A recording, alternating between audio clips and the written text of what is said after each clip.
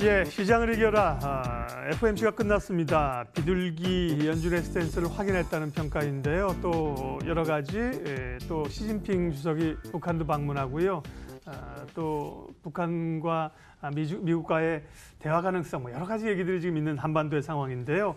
주변 금융시장 상황들 전반적으로 좀 점검해보는 시간 갖겠습니다. 황세훈 자본시장연구원 박사 함께하겠습니다. 박사님 어서 오십시오. 네, 안녕하세요. 반갑습니다. 2월에 많은 변화들이 있었고 지나가고 네네. 있습니다. 그렇습니다. FOMC가 있었고요. 네. 또 성장률에 대한 발표도 있었고 성장률 기관들이 우리 성장률 내리고 있고 그렇습니다. 여러 가지 또 다음 주는 이제 G20 정상회의 있고 간밤에 있었던 FOMC부터 좀 평가를 해주십시오. 네, 가장 중요한 이벤트라고 볼 수가 있습니다. 네. 이제 미국 연준이 이제 향후 금리 결정에 예. 대해서 이제 어떠한 스탠스를 보이고 있느냐. 지금 분명히 굉장히 뚜렷한 스탠스의 변화가 있다라고 평가를 해볼 수 있을 것 같습니다. 인내심을 버리고요. 그다음에 연내 금리 인하에 대한 시그널을 제시하고 있다 이렇게 보실 수가 있겠는데 일단 먼저 성명서를 조금 살펴볼 필요성이 있을 것 같고요. 보통 이제 영어로 인내심을 표현하는 patient라는 단어가 이제 이번에 빠졌고요. 대신에 경기 확장을 유지하기 위해서 적절히 대응하겠다라는 문구가 새로 추가가 되었습니다. 이러한 부분은 분명히 그 연준에 있어서 향후 금리 인상에 대한 기조가 아니라 완전히 금리 인하로의 기조로 돌아섰다라는 신호로 해석이 충분히 가능한 부분이고요. 그다음에 금리 동결을 지지했던 FOMC의 이사들이 이제 최근 통화 완화적 그 기조가 필요하다라는 쪽으로 많이 선회를 하고 있다. 그리고 금리 동결 결정 과정을 살펴보면 예전에는 거의 만장일치로 금리 동결 기조가 이루어졌단 말이에요. 금리 동결 결정이 이루어졌는데 네. 이번에는 상당수가 금리 인하의 필요성을 제기하고 있다. 금리 동결이 필요하다라고 보는 이사가 8명 정도밖에 안 되고요. 그다음에 7명 정도가 금리 인하가 필요하다라는 기조로 돌아섰다. 이것은 분명히 FOMC 내에서도 금리 인하의 필요성이 상당히 강한 그런 이제 주장을 얻고 있다, 강한 지지를 얻고 있다 그렇게 볼 수가 있겠습니다.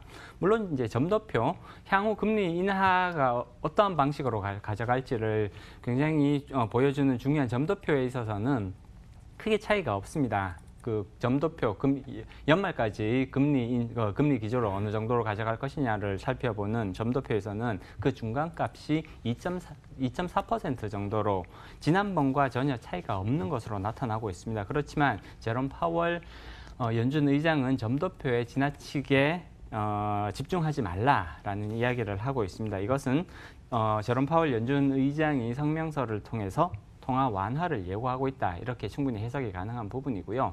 시장의 평가를 살펴보아도 지금 이제 금리 선물, 시카고에서 금리 선물 그 가격 변동을 살펴보면 지금 거의 100%로 7월에 금리를 인하할 것이다. 라는 가능성을 반영하고 있습니다. 따라서 시장에서는 파월 의장의 발언을 금리 인하를 이미 기정사실화시키고 있다. 이렇게 해석이 가능한 부분이겠죠.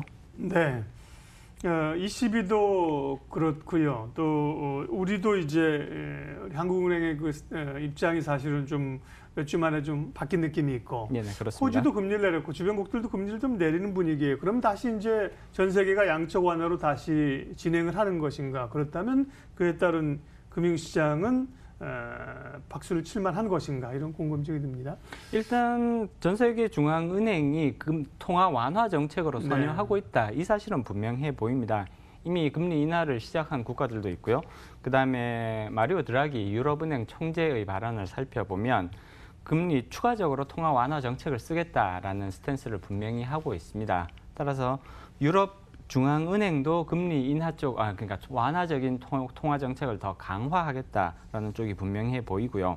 따라서 이렇게 글로벌 중앙은행들이 통화 완화 정책을 강화를 하게 되면 지금 이제 글로벌 경기에 있어서 가장 중요한 부분은 미국과 중국 간의 무역 분쟁이라고 볼 수가 있습니다. 이것 때문에 지금 글로벌 경기가 계속 이렇게 하강하고 있다라는 평가들이 많은데 이러한 글로벌 경기 하락을 완화하는 데 있어서는 중앙은행, 각국 중앙은행들의 통화 완화 정책이 분명히 어느 정도는 도움이 될 것이다라고 볼 수가 있겠고요.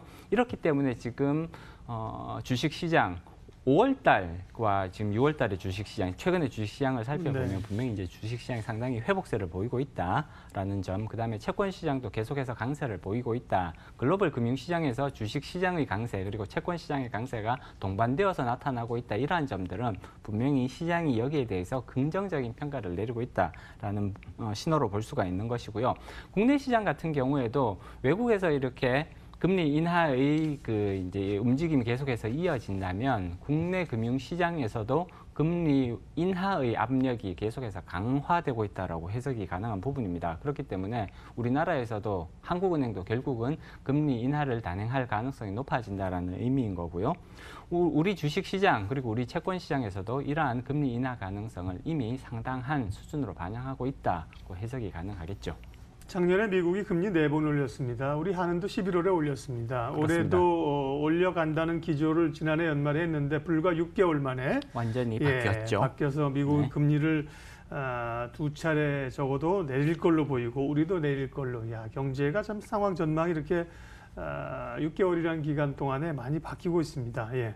정치적인 일정, 경제적 일정이라고 봐도 무방한데요. 좀 체크하겠습니다. 시진핑 주석이 북한을 오늘 내일 이틀 방문하고요. 네, 그렇습니다. 다음 주에 이제 오사카에서 G20 회의가 있습니다. 관전 포인트 좀 잡아주세요. 일단 오늘 이제 시진핑 주석이 북한을 방문을 하게 되고요. 네. 여기서 어떠한 회담 내용을 발표할 것인가에 관심이 모아지고 있습니다.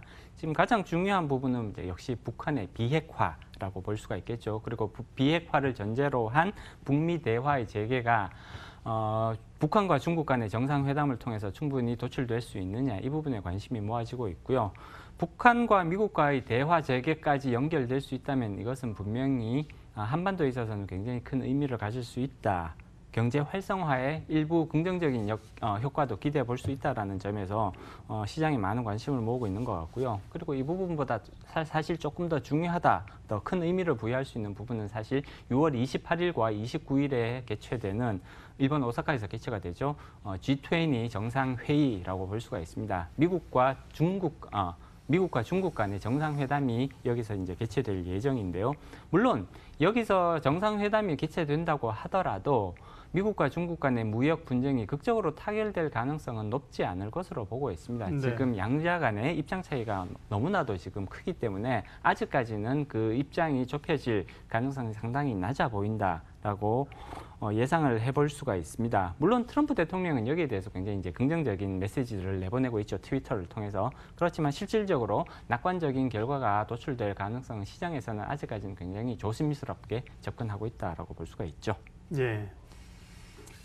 시간상 좀 마무리를 해야 됩니다. 이후에 지금 오늘 몇 가지 그 변수를 주셨는데요. 앞으로 금융시장에서 투자자들이 좀 주목해야 될 변수나 이벤트 좀 알려주십시오. 일단 단기적으로 봤을 때는 다음 주에 개최되는 G20 정상회의 그리고 네. 여기서 미국과 중국 간에 어떠한 결과들이 도출될 것인가에 대해 집중할 필요성이 있을 것 같고요. 네. 그리고 추가적으로 ECB가 언제 추가적인 통화 완화 정책을 실시할 것이냐 또 조금 주의 깊게 지켜볼 필요성이 있을 것 같습니다. 조금 더 호흡을 길게 가져갔을 때는 한국은행이 하반기에 언제쯤 기준금리를 인하하게 될 것이냐, 그리고 미국의 연준이 추가적으로 기준금리를 2회 인하를 할 것이냐 내지는 3회 인하를 할 것이냐, 이런 부분들도 조금 긴 호흡에서는 관심을 갖고 지켜볼 사안들인 것 같습니다. 네. 또 영국에서 이제 차기 총리 선정을 위한 투표들도 또 예정돼 있고요. 네네. 그렇죠? 그런 부분들도 조금 정치적 그런 네. 중요성을 가지는 사안들이라고 볼 수가 있겠죠. 뭐 이탈리아도 또 불안하다고 하고 유로존도 체크를 또 해봐야 될 사항도 적지 않습니다. 시장을 이겨라, 오늘은 자본시장연구원 황세훈 박사님 함께했습니다. 고맙습니다. 네, 감사합니다. 지수 한번 체크합니다. 코스피는 1포인트 내림세고요. 코스닥은 4포인트 강세로 상대적으로 코스닥 강세 현상이 좀 나타나고 있네요. 출발 마케도 오늘 순서는 여기까지 하겠습니다. 큰 이벤트가 하나 잘 지나갔는데요. 시장 대응도 잘 하시고 좋은 성과 내십시오. 고맙습니다.